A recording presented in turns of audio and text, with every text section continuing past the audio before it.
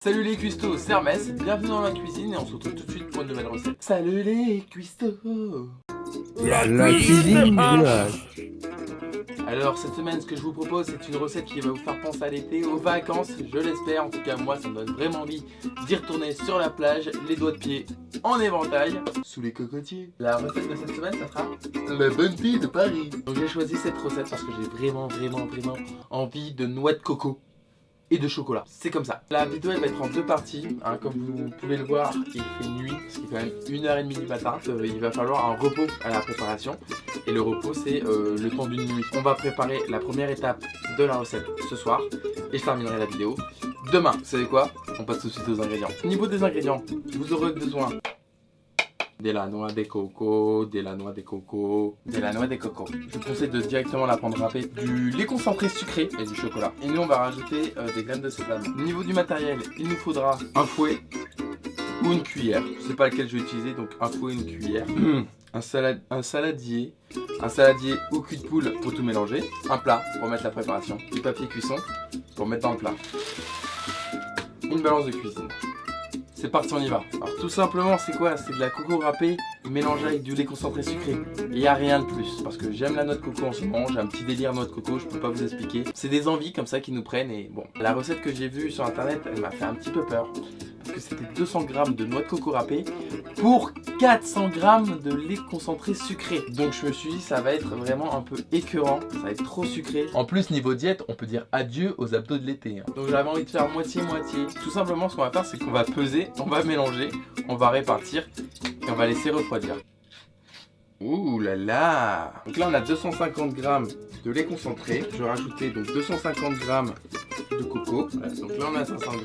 250 de coco et 250 de lait concentré sucré. Je mélange à la cuillère. Que je rajoute du lait concentré sucré. Bon bah je vais rajouter 50 g. De toute façon je vous mettrai tous les grammages finaux. Donc voilà, ça nous fait une texture quand même assez collante évidemment. Bien épaisse. Donc, arrangez-vous que la noix de coco soit bien mélangée au lait concentré. Donc ça tout simplement on le transfère et on l'étale dans notre plat. Que ça soit assez régulier, c'est là où vous mettez à profit vos talents de sculpteur. Donc voilà, franchement je pense que j'ai fait une bonne épaisseur. C'est marrant, on dirait soit une galette de riz, soit du riz gluant en taille, c'est... Sauf que ça sent bon la coco. Bon, vous couvrez le tout avec une autre feuille. Ah, je suis trop une quiche là. Vous pouvez mettre une petite fourchette dessus pour pas que ça bouge pendant la nuit. Bon voilà, on a mis ça au frigo. Moi je vous dis à demain. Je vous fais plein de gros bisous et puis je vais manger ça. Hyper fat. Alors en plus on rajoute du chocolat dessus.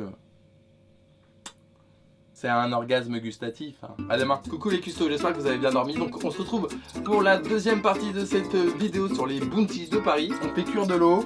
Ok, on met le grand saladier au-dessus. Comme ça on va faire fondre le chocolat. Tranquillement bain-marie. Il y a déjà 200 g de chocolat cassé dedans.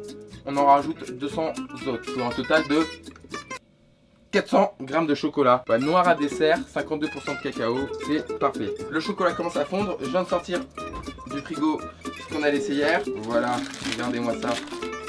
Ça a bien pris, vous voyez. On voit bien comme quoi on peut le décoller et qu'on peut le modeler. Vous prenez un couteau, vous découpez tout, le chocolat. Donc là il est beau, il est bien, il est lisse. Vous remodelez vos petits bounties, j'ai envie de dire. Donc il y en a qui sont très beaux naturellement. C'est un peu comme nous quoi, hein. Vous voyez, il y a des gens comme Brad Pitt, ils sont beaux naturellement. Il y a des gens comme moi, et ils ont leur charme à eux. Avec les grammages que je vous donne, il y en a une petite trentaine. Bon mes petits cuistots, voilà, on est prêt. Moi j'ai vraiment envie de chocolat, donc j'ai vraiment envie de les recouvrir. Donc pour ça, ma petite technique de Jedi. Donc j'ai pris ma spatule et je vais les recouvrir et après directement, on va les poser. D'accord? C'est parti. Et voilà, et on les fait tous comme ça. Regardez, je les ai tous faits. Il me reste encore plein de chocolat. C'est pas grave, c'est jamais perdu le chocolat. Alors je voulais faire un panda, mais alors ce que j'ai fait, c'est horrible et je m'excuse pour l'espèce des pandas. Une espèce que je chéris énormément. Moi je les aime fort les pandas. Et donc on avait dit qu'on mettait un peu de graines de sésame. On va mettre un peu de coco râpé. Et donc ça, vous le remettez dans le frigo et on va attendre que ça prenne. On y va. Il a l'air pas content. Il a l'air pas content du tout, hein. Franchement. Bon mes custos, je vous laisse là. Je vous dis à tout à l'heure une fois que le chocolat aura pris. Enfin, fin de cette vidéo mes loulous. Voilà comment ils sont tout simplement. Vous voyez, vous pouvez facilement, tout simplement, les détacher. Un à un. et je vais le goûter pour vous en direct. Donc vous voyez, hein, une jolie forme, bien.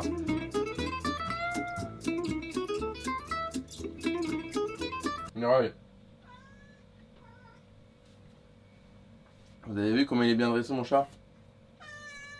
Qu'est-ce qu'il y a, tu veux goûter un bouti?